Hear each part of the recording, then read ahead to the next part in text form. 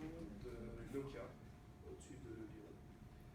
Et je vais vous présenter comment ça se passe sous capot, niveau réseau, quand on utilise. Bon, on fait une requête sur Internet. C'est pareil. Donc, du coup, vous êtes sur votre PC, Google de l'autre côté, et tout le monde a l'habitude, on fait une recherche, on a la page, tout se passe bien, c'est magique, ça marche tout le temps. Mais bah, il se passe pas mal de choses au niveau de votre PC et au niveau du réseau, parce que Google, bah, c'est pas la porte à côté, en général ils sont aux États-Unis. Donc bah, il va falloir ramener tout ça. Comment ça se passe? Je vais faire une introduction. On va voir comment on modélise tous les aspects réseau. Et après, bah, la route pour voir quelle route on prend pour faire transiter les informations. Introduction. Alors, les réseaux, ça se présente comme ça. On utilise des petits nuages pour symboliser un réseau. Là, par exemple, vous êtes chez vous, donc il y a un ou plusieurs PC, n'importe quoi, télé, une tablette, n'importe quoi. Ensuite, on va sur un premier nuage, qui en fait est notre opérateur, qu'on connaît, Orange, Bouygues, qui est connecté à notre opérateur et ainsi de suite. Puis il y a d'autres personnes qui sont chez notre opérateur ou chez d'autres, sous les entreprises ou n'importe qui, des data centers, n'importe quoi.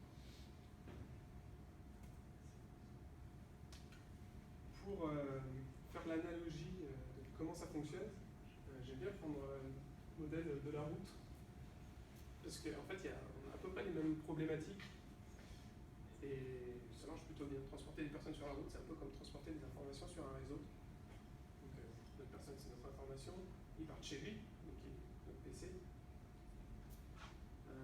La voiture, ben, ça peut être symbolisé par des sources, soit de la lumière, soit du courant électrique.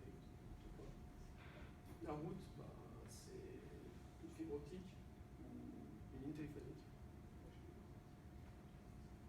Et des équipements qu'on appelle des routeurs, qui en fait s'occupent de...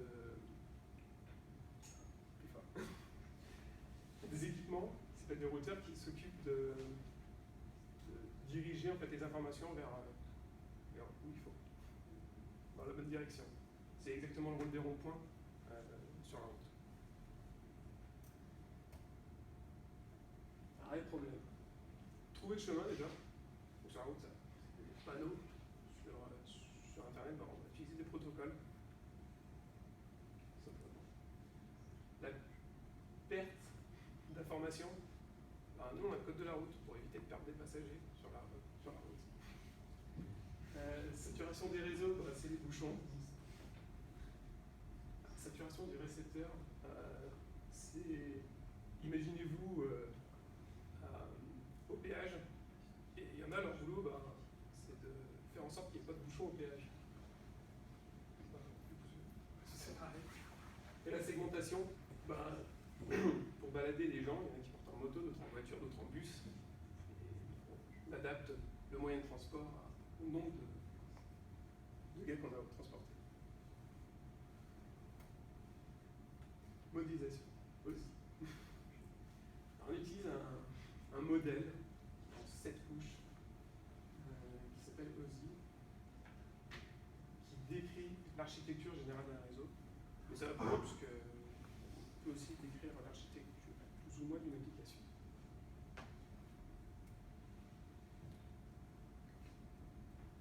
Du coup, ici, tout en bas,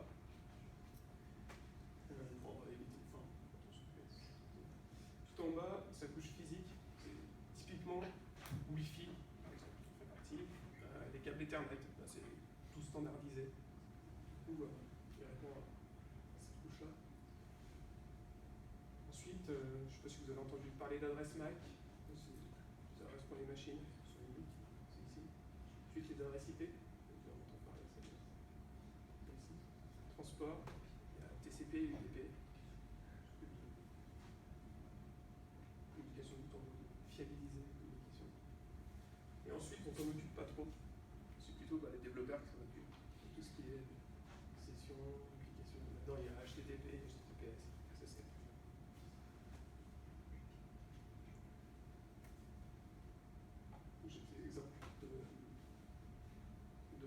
protocole.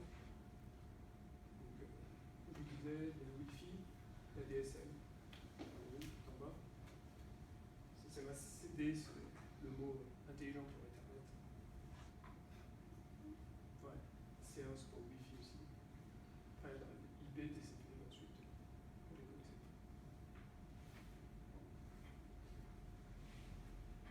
Les Américains, eux, ont décidé de créer un autre modèle, plus simple, et qui répond peut-être mieux à ce qui se passe dans la réalité.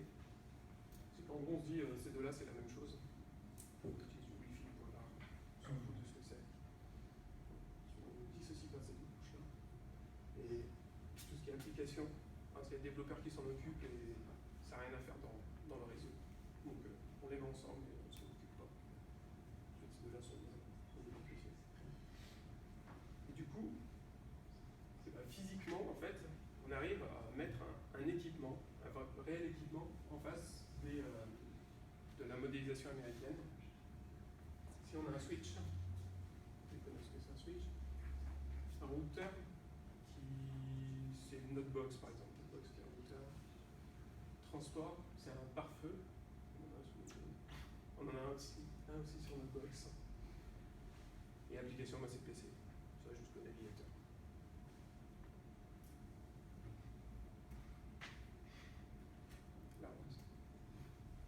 Alors, on va partir de chez nous, sur notre PC. On démarre. On va sur un switch. En général, c'est notre box qui fait tout chez nous. La box, c'est un truc magique qui fait tout. Vous pouvez avoir un autre PC qui est connecté dessus, ou un téléphone, ou n'importe quoi. Il y a un routeur, ça c'est une box, mais elle fait aussi Firewall. Et cette box-là, elle est reliée à un équipement qui est dans un central téléphonique, sur notre ligne téléphonique en général, ou en fil, pour ceux qui ont de la chance, qui appartient à notre opérateur. Et ensuite, c'est un peu le flou, quoi. On part sur un réseau d'opérateurs, avec plein de routeurs, ça fait des boucles qui sont interconnectées les uns aux autres, justement pour résister aux pannes dans des équipements. Il y en a un qui est un peu plus gros que les autres, parce qu'en fait, il se connecte avec un autre opérateur.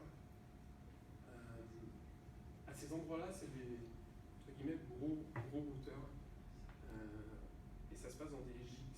Il y en a un à Lyon, par exemple, il y en a un à Paris, il y en a un autre à Marseille. C'est des sortes de data centers, mais que pour les équipements réseau. Et on part sur d'autres opérateurs, ainsi de suite. 1, 2. Et ensuite, on arrive encore à l'inverse, en fait, à Firewall, et enfin on arrive à Google. Ici, il y a un routeur Firewall, justement, en fait, c'est pour protéger Google. Autant lui, il vous protège de l'extérieur, et lui, il protège Google de l'extérieur. Et tout ça, c'est bien beau, mais bon, il faut mettre des adresses IP. Donc, chaque équipement a une adresse IP pour l'adresser, pour connaître son adresse, quoi, pour avoir ça. Le point en fait fonctionne. On a une direction vers où aller. Et en gros, votre PC, quand il va aller sur Google, il demande cette adresse IP là. Le truc, c'est que vous allez sur www.google.fr, vous n'allez pas sur cette adresse IP là. Du coup, on ajoute un petit serveur mieux qui s'appelle DNS, on a dû en entendre parler, qui en fait des résolutions de noms. Il met en corrélation en fait une IP avec un nom. Et voilà. Alors ça, c'est donc j'ai demandé à ma console en fait de me retourner tous les routeurs par où je passais quand je demandais Google. Et j'ai leur adresse IP. Des fois j'ai un nom, des fois j'en ai pas. Ça dépend.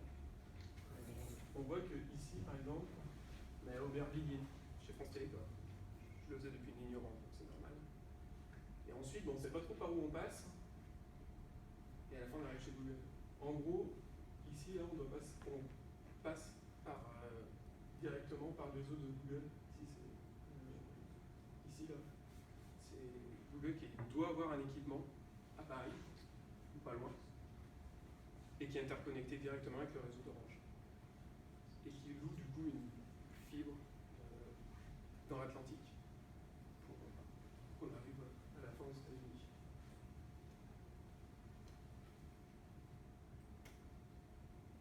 Merci. Vous avez des questions?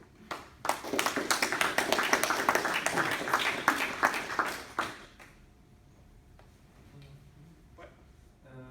Mais Google, en fait, quand on fait une requête, notre requête finit aux États-Unis, parce qu'en fait, elle est en Irlande ou en Écosse, enfin, où ils ont leur data center. En fait, On traverse là. juste ici, tout en haut, la première ligne, on voit que en gros, Google a plusieurs adresses IP. En fait, pour le même nom, on a plusieurs adresses IP. Là, d'ailleurs, je peux appeler google.com, .fr. En fait, on ne sait jamais trop où on atterrit. On peut atterrir en Irlande, c'est à la chance. Si on le refait aujourd'hui, on n'aura sans doute pas la même adresse IP à la fin. Suivant la charge. Ouais, c'est ça, suivant la charge et suivant plein de. Et pas que la charge. Okay.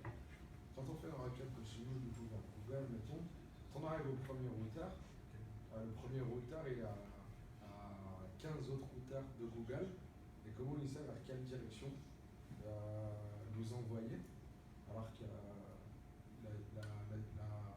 l'endroit final où on veut aller, il est large, enfin, il est super loin de lui en fait. C'est comme quand on arrive au rond-point à côté, et qu'on veut aller à Pékin, bah, il n'y a pas écrit Pékin en fait. Ouais. Du coup, les routeurs, ils ont ce qu'on appelle un protocole de routage. C'est en gros,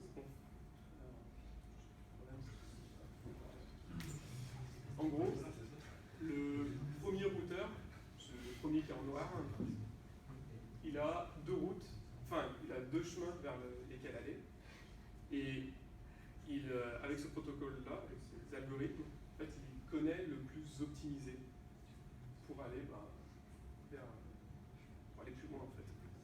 Et c'est comme toi en fait, si tu vas aller à Pékin, je sais pas, tu vas te dire, je vais commencer par Genève, après je vais aller en Autriche, et tu prends en général l'autoroute qui va plus vite, tu vas pas te taper la nationale. Et les routeurs c'est un peu pareil, ils ont des liaisons qui vont vite, donc ils choisissent. Ouais. Moi j'ai une petite question concernant les DNS. On voit que quand on essaye par exemple de créer un nom de domaine, le temps qu'on puisse accéder à ce nom de domaine depuis notre ordi, il varie suivant notre opérateur, etc. Ouais. Comment ça se fait qu'il y ait ces différences-là? Chez le voisin qui est chez Free, il est directement accès au nom de domaine en question, et que moi il va falloir par exemple 48 heures pour que je puisse avoir accès à ce nom de domaine. Et ben en fait, ça c'est moins du réseau, c'est plus comment le DNS fonctionne. Ouais. En fait, le DNS c'est une architecture vraiment en arbre, et en gros ils se mettent tous à jour les uns avec les autres avec celui qui est au-dessus d'eux.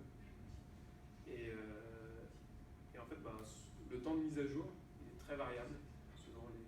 Ça dépend vraiment de l'opérateur en question. Voilà, ouais. Et du coup, c'est ça qui. Je sais pas combien c'est le temps, plus ou moins légal. Ils doivent donner un temps max, mais qui est très long, qui est c'est 48 heures. En fait, plus ton fournisseur de DNS il est gros, et plus leur modèle il est dessus, et plus en fait ça propage ultra rapidement.